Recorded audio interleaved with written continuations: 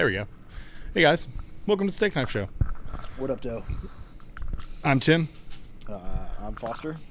Yeah, that guy. That one, unfortunately. Yep. Still here, despite my own and the universe's best efforts. Yeah. I got our pimpin' 1980s coffee table that I'm sure Had a some lot of poor coke on soul. it. Yeah, I was about to say some poor soul did cocaine off of. They clearly weren't poor then. I said poor soul. I didn't say they were poor soul. They were spiritually. That's who you should be. You for spiritually Halloween, you weak. should be a gender bent Ursula, and then sing "Poor Unfortunate Souls." You poor unfortunate soul. My penis can only get so erect. Please don't do this. We're trying to get high off this table through our feet. Hashtag weird. I'm into it. Yeah. What are we going to talk about? I don't know. The kids are upstairs playing the new DS. Yeah. No, Switch. Switch 2. Holy Switch shit, 2, baby. I haven't touched a Nintendo in years. You've played Switch at our Switch here. Yeah, but I don't know anything about I've been Xbox since 2003, Oh, okay. Yeah, that's fair. 4, 2004. Uh, I don't have anything to talk about. Don't have nothing to talk about. so you and I have been training together again for like the first time in a while. Ooh, there Yeah. have been improvements. Yeah. Yeah, I can say Go ahead. maybe that's how I'll do it from now on. Like just What? do check-ins with you once every 6 months. Nah, you're stuck with me now. You you snatched me last week, and I was like, "What the fuck is this?" And then instead of so like you did it, and it threw me off, and I was interested. Yeah. And then you did something, and I remembered who the fuck I was. And then we got to the ground, and then you did something else. Like we got to the ground, and like just in the smorgasbord of movement, you bit on something. Oh, so you bit on something. I was like, oh man, he's really like he's gonna go for it. Cool. Like I'm glad to see it. Yeah. And then I realized, but it didn't register fully. But I was thinking about it over the weekend. Like, I only swept you once, and you countered like 4 or 5 sweeps. You stayed on top the whole time. But I was so jazzed because for the first time ever, Yeah. I did Brett Boggs's like invert, like half guard, decay guard saddle, and then I tapped you, and I've never tapped you from saddle. Which You've tapped me from saddle. Not- Cloverlock. not real though. Like when you were defending, you just you're so strong and big, you high hip out. Yeah, and, usually. and then you come on top, and you tried to, and I feel like I'm starting to touch the understanding of like, I don't know if it's more surfing or the control point of it, where like where to lock my hip and where to like counter your attempt to like hip heist up. Yeah. But I was so jazzed about that because you're so big, longer, bigger, and stronger. Like I was just kind of like, saddle's a transitional phase for me. I'm gonna have to let it go. But to be able to pin you and finish you, and I finish you with a heel hook, which I've never done. I've never been able to rotate you or get a bite that caused you to tap. tap. So I was just jazzed about that one. But on reflection, like I was like, holy fuck, like I almost like I 3/4 swept you like 4 or 5 times, and you stayed on top, which was fine. Like I like playing bottom, but like I always keep track of points, and I was like, man, like that would have been a way closer round than I realized. And I'm just happy to see it. Happy to see it. Good. Your takedowns still suck, but your defense is more dominant now. It's now hard to take you down, and it didn't used to be. I need you to do something. I need you to you're building your shield, but there's I don't ever see any sharpening of the sword. Okay, so that brings me to like a good topic, like peaks and valley and like training and like learning curves, like peaks and valleys. Okay, yeah. all right. So, well, what I mean is like, okay, so obviously like you've been training since you were like truly like a child, like a toddler. So like you have. I should be way better. I mean, whatever. Like that's relative, like to like your size, like people you've trained with, like your exposure, like all that stuff. Like Mm-hmm. you have the physicality of an elite athlete, but there's like also you were like, I'd rather be a dad. Yeah, I'd rather Like, dad, yeah. and then like, I don't know. I've always kind of wondered like, could I have done something? But then I realized like it would have watching fighters. Watching fighters become douches, didn't like that, and then two, watching people who I thought were martial artists or maybe they were get burnout. Yeah. Like that. I never wanted mine to be corrupted. Well, you know, like this is like completely besides. Like you're a father, and like you prioritize your kids, and you still work really hard. Like not only in training, but like at work. So like there's that balance of like being a true martial artist. Like you have people to defend that are not just like random people. Like no, this is your like flesh and blood, and you're like no, I'm here to make sure that they're protected. Trying to Like be, yeah. yeah, but what I mean is like that kind of thing, like that peaks and valleys of like learning and progressing and stuff like that. Like for me, I'm much older, so Okay. like what I'm saying is like you've seen a progression in hundreds, if not thousands, of people that you've trained with. Like you have that kind of like it's not an end user experience because the journey never really stops. No, it does not. Like- But I think that's probably the coolest thing is the. Oh shit! I moved that Oh, glass. you moving it? Oh no. Yeah, that's fine. Technical difficulties there. Yeah. I think that's probably one of my favorite things about martial arts is Oh, it's dogs. dogs. Dogs. Slow down, babies. Slow down. Hi, Zelda. I hear Children. some whippersnappers. Dogs, children. Hey, Hello. Daily Dottie, come here, baby. What do you? Oh, did you color it? Yeah, I was gonna ask if you could put it on your set. Yeah. You we can put it on the set. Yeah, Absolutely. Pick a spot, Yeah. baby. Show the camera. Hold it up to the camera. Little Mario one up. Yeah. Boom. Or no, biggin. What is it? The one up is green, and those Wherever you are. want it, baby. Yeah, right there. That works. Yeah. Perfect. Right on. Oh, yeah, it'll be on Daddy's camera. dagger. Yep. I don't know where it would fit, so it wouldn't fall. There's a stand right there on the medium shelf. You can move it up. Right here, baby. Yeah, that clear stand. You can put it on there. I love it, baby. Thanks. Bye. Bye. Mwah. Bye, Uncle Tim. Bye. So that right there. Yeah, there you go. That's my oldest, and I will sacrifice the thing I love most, which is training. Like I love competing, but like I love training more. I love training so much more than competing. Well, the But I other, love competing. yeah, but you've also found balance in what we do at work. That's another facet of interest. I like don't know that it's balance. I'm so grateful for it, and now I'm entering into a spot where like things are boring, and I like that it's boring. Yeah. It's such a good feeling that like I never really get worked up, Mhm. and if I do, it's because they have like a really good zinger. Like their But mouth, that's more like their funny. mouth gets me like more amped than But- anything they do. And then you'll enter a phase where like that's not even a thing, and you'll be like, that's funny. That was a good one. And you'll be like, it was a good one. I still It can was a get good to one. that was a good one, but there's a little bit of heat on it. Yeah, yeah. Peaks and valleys are something. That's something that I always, actually, Yeah. it came. I went to Catholic school, and it came from our. Oh, I'd have to ask the girl's mom, Mr. Creech, but I don't remember what he taught. But he gave one of the most wondrous speeches on love, and everybody wants to talk about peaks and valleys, but nobody Yeah. talks about the plateaus. Yeah. Right? And so, like, and that is probably one of the truest things in terms of martial arts, but really jiu-jitsu. Like, Mhm. you'll scrape and climb and scrape and climb. And when you think about peaking, right, everybody thinks you're going to get to this mountaintop. And then if you plateau at the mountaintop. Yeah. Right? That is not, in my experience, from what I've witnessed and has happened to me, it's not how it goes. You'll peak. You'll reach some new rarefied air, and then you'll come down and you'll plateau somewhere between where you started and the peak you wanted. Yeah. And then you'll get in this deep rut. Yeah. Or worse, you'll peak, catch an injury, a baby, something, work, Yep. and you'll get down below where you think you started without realizing that the climb back up, because now you have fundamentals, you understand how the Mhm. like you know how to read the terrain a little bit better. That climb will be easier. It's still hard, but it's easier. Yeah. But everyone's talking about peaks and valleys. The plateaus are the dangerous part.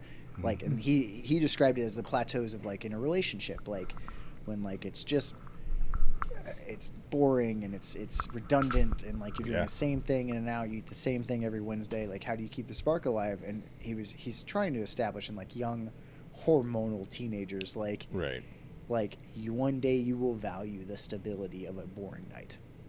Like, I can say like the warm rain storm on my front porch with the girls safe and warm inside, the dog fed and happy, like good music on my phone and a nice book is like my perfect evening after a hard day of training. Yeah. Or like if we would go to like the waterfall or we go on a hike or, you know, we do something cool. Like our favorite thing right now is hit half price books. Everybody gets a $20 bill. And then there's those like free hammocks out at Quarry Trails. And like we'll just spend the afternoon there. Like we'll pack like a picnic and like go out there and read all day. Yeah. It's great. It's amazing. FYI, if you're in the Columbus metro area, Quarry Trails is sick. FYI, stay away from it and don't steal my spot because I'm so sick of like it's almost too packed anymore. I get it. It's I mean, almost too packed. there's a neighborhood right in it. Well, and then everybody wants to go. And the worst is like when you have like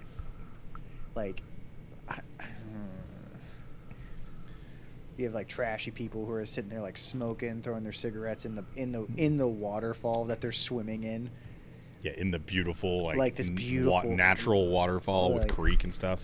God, it makes me so mad. Yeah, okay, stay away. Yeah, stay away. There's a lot of homeless people jumping people. It's just us. Yeah, it's just us with like a torn hoodie. Yeah. Mike would make a good one of those. He'd scare a lot of people. We could just Aaron Giannetti is kind of like our team who wish Columbus Tim Kennedy. Sorry, Aaron. I thought I was gonna make myself laugh. You think that's fucking funny? So yeah, I don't really think that's like. When I hear Aaron's name, do you remember that picture of Tim Kennedy like screaming and running with a knife that was really popular? I just see Aaron. Yeah, I just see a beard and Aaron.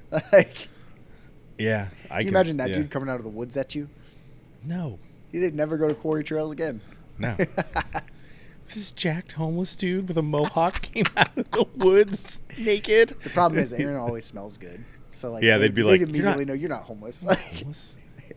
Not homeless? Yeah. But peaks and plateaus, because peaks and valleys is fine. It's the plateau you have to worry about in love and in training. For me, the way that I overcome that is I'll take 4 to 5 days off. And then it'll start to like almost like charge up energy, and I'm like chomping at the bit. You've been there when I've come back from like a small week away, and like I'm talking shit before we even get in there. Like I'm shaking out of my skin, and you're just like, okay. Yeah, great. Great. It's usually when you catch way more unknown combat jiu-jitsu rounds than you're ready for. But I mean, like that. Funnily enough, like that wildness that like breeds and like not training from time to time is like angst. Yeah, I mean, I have the same problem. Like I'm on the surface, a much calmer person exterior than you, but I am just as angsty, and you know that. Yeah. Like I'm just like I can hear it. Like you I can tell because you switched to like Roy Kent grunts, and I'm like, what the fuck's wrong with you? Yeah. Like, I haven't trained in 2 days, and I'm like, oh. Yeah, and it's a real thing. Like Fudge. no hard work, no hard workout, no run, nothing can replace putting your hands on somebody you know. Somebody who wants to fight you back. Yeah, they want to fight you. Like, and if you don't have that in your life and you've ever wondered, go do it. You're missing. Yeah, you're missing. Like that, and that's the beauty of or whatever the draw of Fight Club. Yeah. What do you know about yourself? You've never been in a fight. Yeah. Well, and I get it. Like MMA guys, like Muay Thai guys, like they're like, oh, like jiu-jitsu isn't fighting. Man, jiu-jitsu is called the gentle art, and I've been injured way more in jiu-jitsu than I ever was in Muay Thai, than I ever was in MMA. Yeah. Some of the nastiest breaks and true injuries that took me out of training came from jiu-jitsu, never from the other ones. I think the funniest thing too is like I've trained jiu-jitsu with fighters, and I fuck them up gently, and they go, "What did you just do, and why aren't you breathing hard?" Yeah. And I'm like, "Jiu-jitsu." Or like my favorite Like- thing, like teaching out at Newark, and again, so thankful that Delta lets me do it. Part of my pay is I get to come in an hour and a half before and like spar with their MMA team, and like these are good MMA fighters. Like I watch them fight, like, and like to be out there and like do jiu-jitsu and be able to hang with these like sharp fighters and like and some of them like control them, like I feel pretty dope. Like that's a pretty dope feeling. The other thing that comes to mind, so like if you have dogs or animals, they fight. And they fight for fun. They do. Like we have 2 Bishop dogs. doesn't. My Rottweiler does not. She's trying to kill it. Different. She's trying to kill it. What I'm saying is like more domesticated animals. Although when Ro was Leave my alive, trash panda. Oh, bro. yeah. So Ro is one of the dogs. Actually, both of us took care of Ro, but it was his dog and his ex's, and he was a good boy, but he was a violent motherfucker. He was an Australian cattle dog. He was a part of a COVID litter. And Yeah. like he just had the meanest streak. But Bishop, his current dog, was one of the only ones that she's a female, he was a male. She would bite his balls. She would take him down. She'd invert but like, on him. But that's what I'm saying. Like they Bishop used to played. invert and sweep Yeah. him, and he had no idea what to do because he was used to hamstringing dogs. He would hamstring them and drag them, and he'd get a hold of her leg and she'd invert and bite his balls.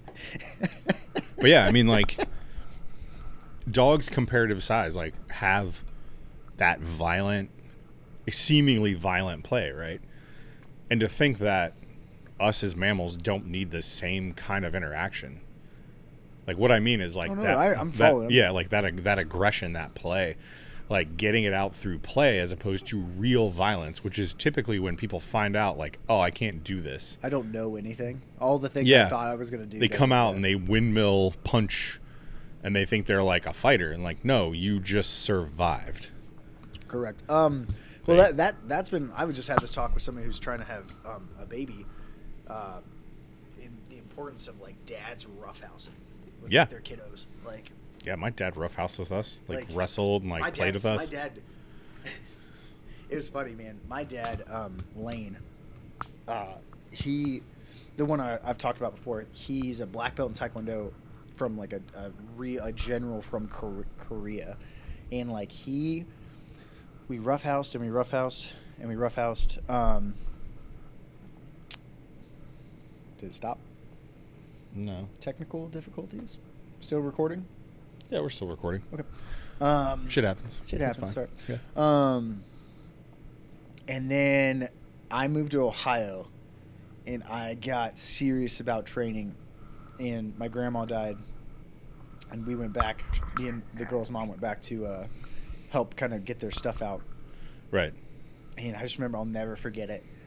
We were on the side of my grandma's farmhouse, and my dad, forever, he would walk in front of me, and he would like look over his shoulder and throw. It was completely under control, everything, but he would like take me off my feet with like this mule kick, like Yeah, straight just to my like gut. playing with you, Yeah, yeah. but lift me off the ground and set me on my butt. Yeah.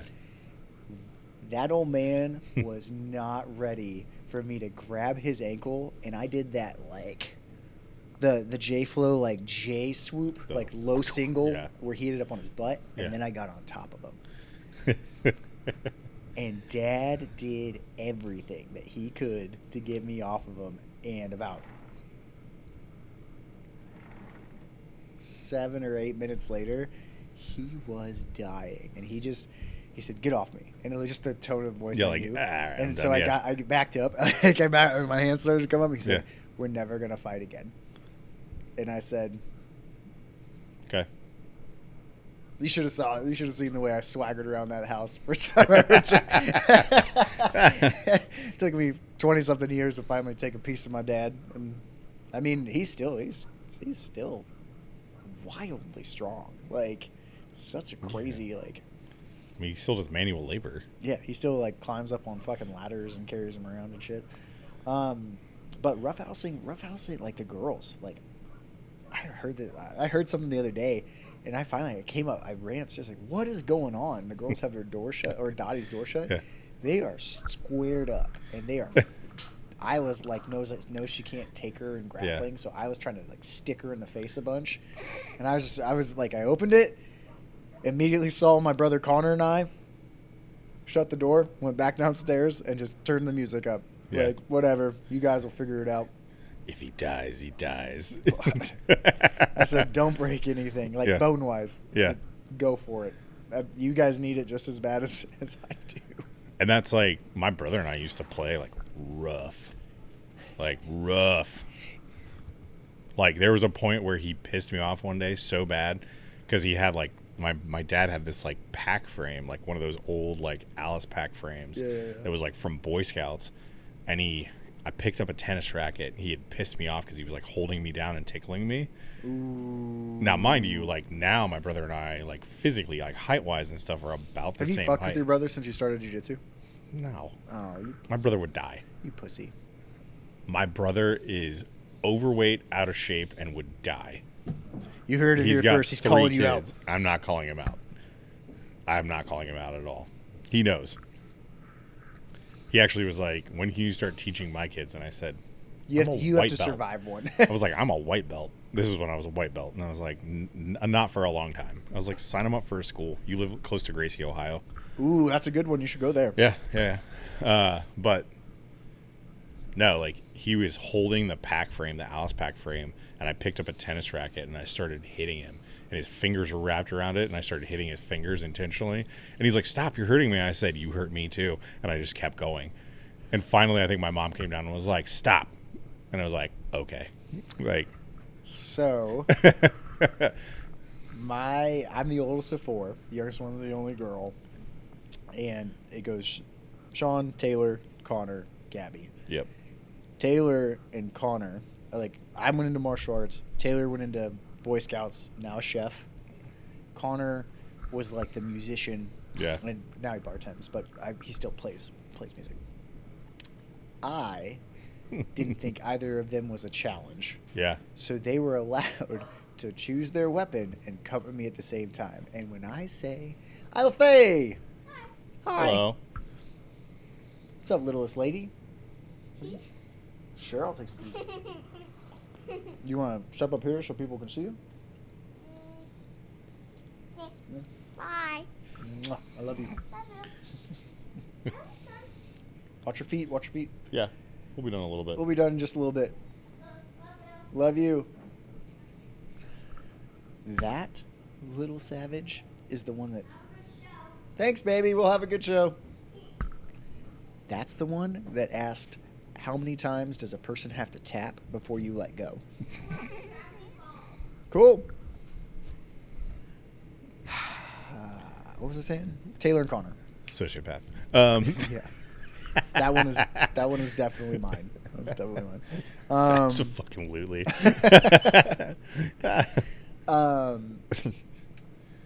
So they got to choose their weapons and come at me at the same time, and for the most part, just got their asses handed to them. Yeah. But I'll never forget, they each got one that I wasn't ready for. Right? Connor was on the ground. I was kind of beating him up, and I heard Taylor say, "Hey!" And as I turned, he tomahawked a ping pong paddle Oh. and snapped my nose. Oh no. And as soon as it left, I remember being like, "Why is he running?" He Yeah. he spun and run as it left his hand because he knew. He knew that. And As it you're went- bleeding, it like went boom, and snapped, and he was Yeah. gone. I didn't see him for the rest of Yeah. the day. Connor, him and Taylor did their best, got their asses whooped, and we were watching pro wrestling, and we had a bunk bed, and we had hardwood floors, and I was on the couch, or I was on the floor, kind of watching, and I kind of like turned like this, Oh, and no. then here, and I put my head down because it was like a commercial, and that's all I remember because Connor came flying off of the top bunk, and his tailbone on the back of my skull on the hardwood floor and snapped my nose no. again. It's probably my first concussion. Yeah, probably.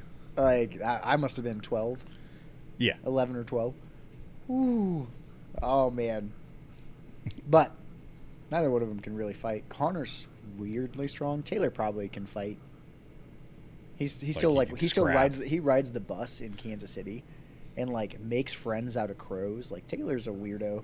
I love that kid. That dude's one of my favorite people on the face of the planet. He can make friends with anybody. Yeah. It's the strangest thing I've ever seen. So that is like the interesting, like, so we talked about peaks and valleys, talked about like the natural bent to like fight, like, there's no natural bent to fight. I should take that back. Typically, like the first couple times, like there are people that like to fight more. I would say you're one of those. I was probably one of those. I just didn't really like have that like instinct initially because there was nobody in my family like that. You told me flat out, you're like, I saw Power Rangers and I thought you fought, like you wanted to fight. I wanted to, like from Power Rangers. Green Rangers. And then, Green Ranger. I've got the coin tattooed. I wanted to, and then the problem with it being, like, I was the super chunky fat kid that came from a super, like, my mom, like, unfortunately, like, showed up drunk to pick me up from Catholic school a bunch. Yeah. And, like, so I caught flack for that. And I like, I mean, everybody's scared of pain initially. Oh, yeah. And, like, I got my ass whooped. So, like, and I would go to karate or whatever it was, and then take it to school and get stomped out because it wasn't real. It's not real. Like, and, I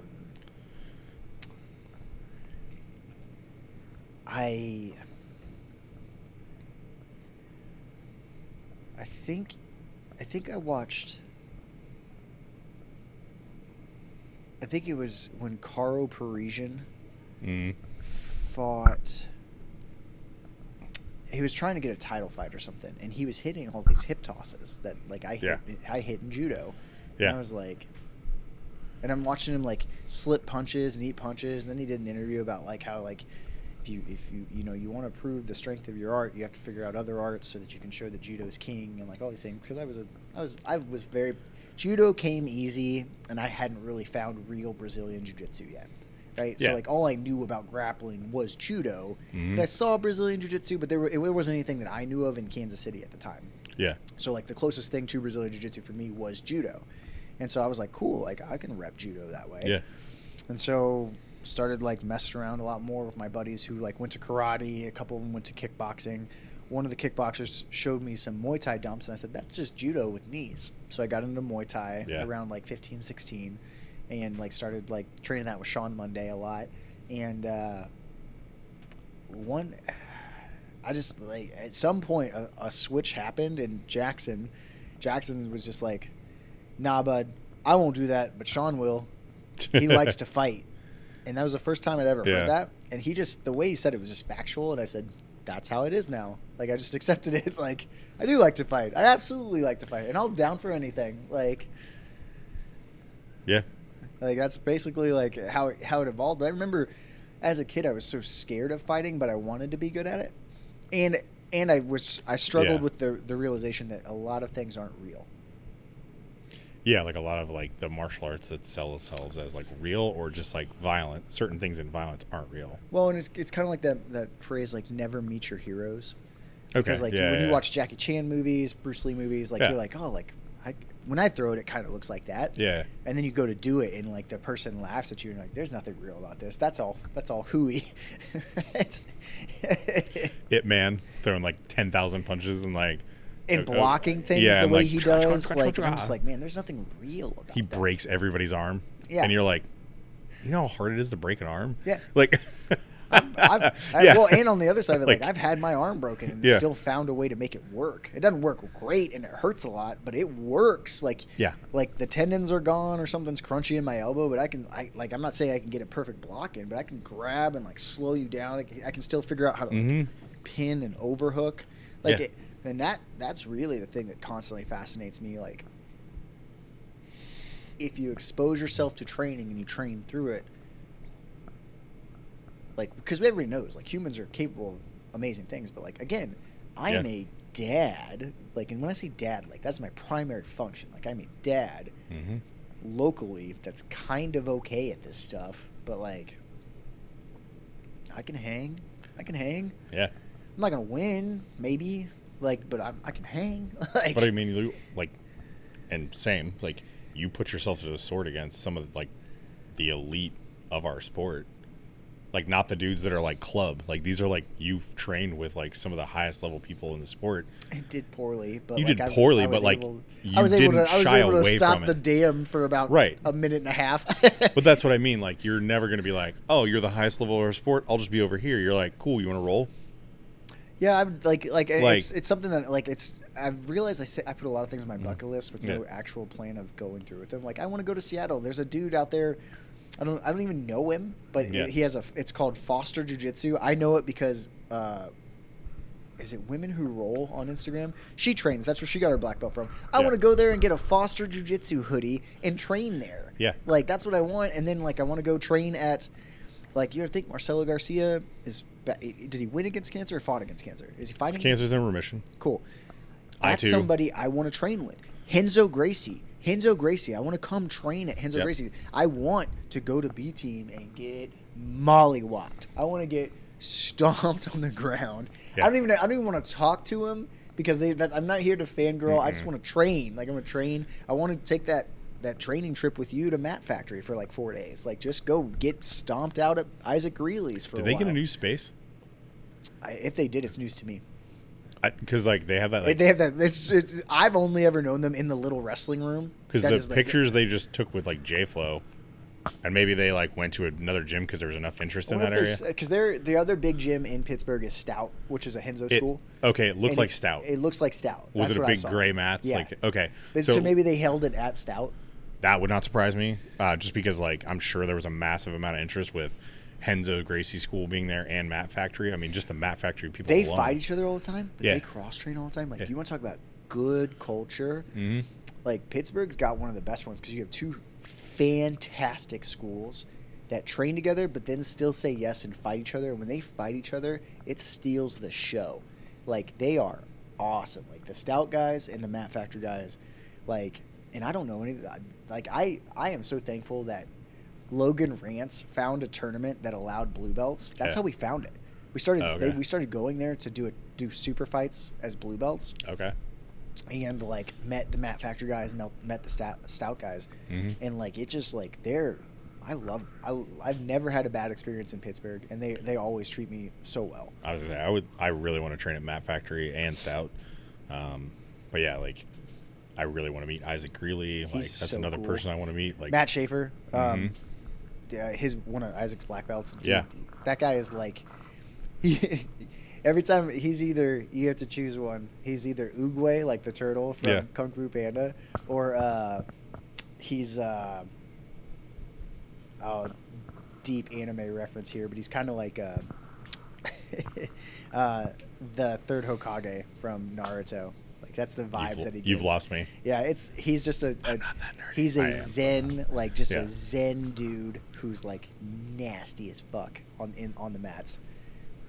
You saw that video from my last super fight there where he and I open rolled an hour before we both had super fights out in the sun. Yeah. Like, but we were at Mat Factory just getting rounds in, and like I have no misnomer that Matt Schaefer wasn't just fucking playing with me, but he lets me pretend like I'm a good black belt. Like, he lets me take him down. I'm like, oh shit, that's cool, and then he'll tap when I grab something. I'm like, brother, don't lie to me. But he's tapping because it's real. It can be real. What I'm saying is no. Listen. Okay, blue belt, educate me. What I'm saying though is like when you get to a certain level, it's like, do you want it to turn into real, or are you just like you realize it can be real and you're like, all right, cool. No, am I wrong? Am I retarded? That's not what's happening when me and Matt Schaefer roll. Okay. Matt Schaefer's literally letting a small child pretend he's good at this. Can I train with you, sir? Uppies. I want uppies. Uppies. I'll take you down. And then he's like, okay, son. Like, Kind of. I think Yeah. Matt's younger than me, but whatever. he's letting the old man feel like he can do something. I mean, to that effect, I saw Josh Brown hang Aaron Giannetti off the ground. And Aaron went, no grown man has ever done that to me before. I don't like to be manhandled. Aaron went to roll through and Josh said, nope, and just grabbed him and picked him up. By his hips. Just picked him up. Say no more. Yeah. He has done that to me. And then let me power bomb myself and squished me. Mm-hmm. And I was like, Why have I wasted my life? I've seen you try to Kani Basami him, and he just looked at you and went, huh, and pushed you down to the ground and then flattened out. How do you learn these terms? I don't say them. Kani Basami? Scissor takedown, right? Yeah, but where okay, sorry. I'm sorry, we won the war. It's scissor takedown, guys. Donaher of Columbus. Who told you that? I made it in. Is that did you get it from Brett or did you get it from fucking Brett. Mitch? No, not even Mitch. Don't look at me. I don't even know. Kani Basami? I mean, I knew that means scissor takedown, I know, right? I knew that, but like, I didn't tell you that. Yes, you did. I forgot. I don't remember doing that. Yeah, your Jello brain. Speaking of which, all right, if you as the audience, which we do surprisingly have people that listen to us. I don't believe it. I think it's just me and you flub the numbers. But you and Cheney, by the way, like you and Cheney are in like the thousands of views. Either way, tell us about your peaks and valleys in training, your plateaus. Tell us about you're wanting to fight. Like, tell us. Like, share your stories. Like, we want to hear them. Like, send us messages, comment. We're always looking for people to train with. So if you come through, he's doing Schindel spots now. If you want to like hit us up. Like we'll come train, and then he'll throw a mic on you, and you can sound dumb on the internet too. Yeah. Stay. I forgot it. Stay whimsical. Stay combative. See ya. Bye.